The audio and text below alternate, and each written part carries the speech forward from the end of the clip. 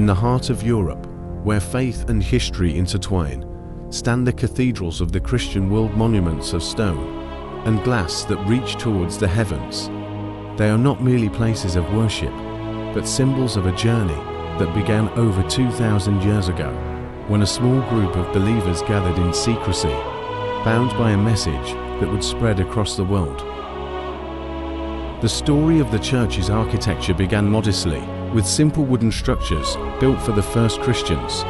As the faith grew, these humble beginnings gave way to more ambitious visions.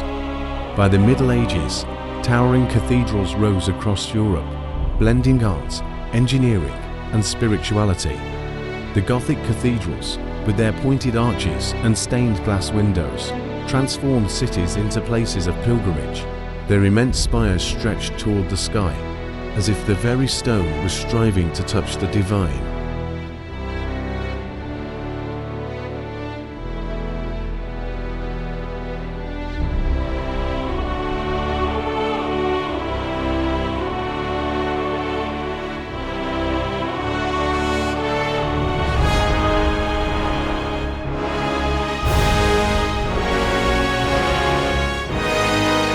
These cathedrals, from the windswept coasts of northern Europe to the bustling cities of Italy, became not just centers of religious life, but also symbols of the church's influence and power.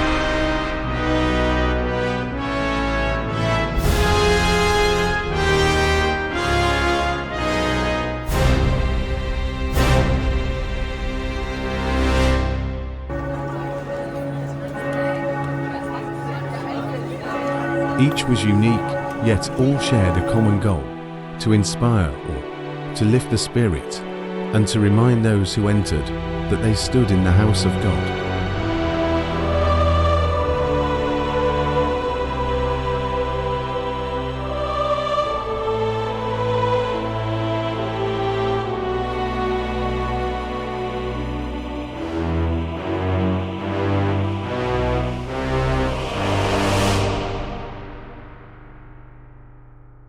The artistry of their stained glass, the precision of their stone carvings, and the scale of their construction were all testaments to the devotion and craftsmanship of those who built them. Generations would come and go, but these structures would stand for centuries, silent witnesses to the church's enduring presence.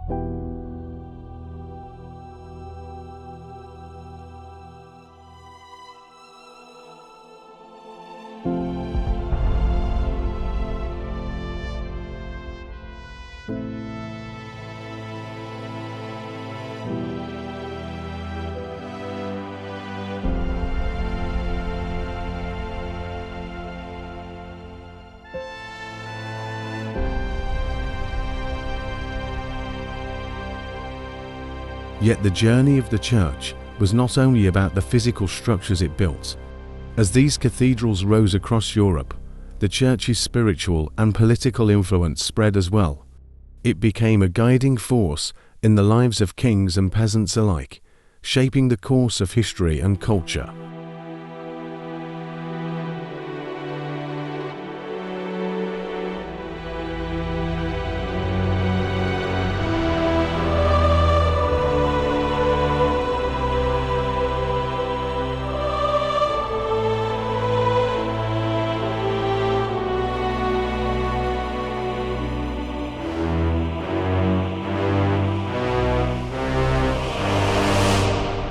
The walls of these great cathedrals have echoed with the voices of both the humble and the powerful, all seeking meaning and solace beneath their vaulted ceilings.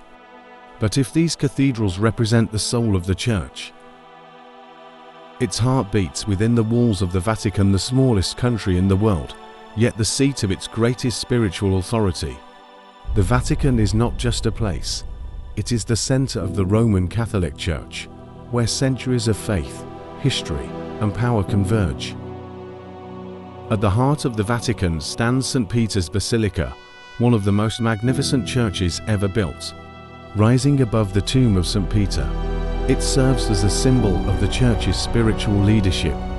The basilica's towering dome, designed by Michelangelo, dominates the skyline of Vatican City, casting a shadow that extends far beyond the city's borders, reaching the global community of Catholics. Within the walls of the Vatican, decisions are made that shape the future of the Church. It is here that popes are chosen, and from this city, they guide the faithful.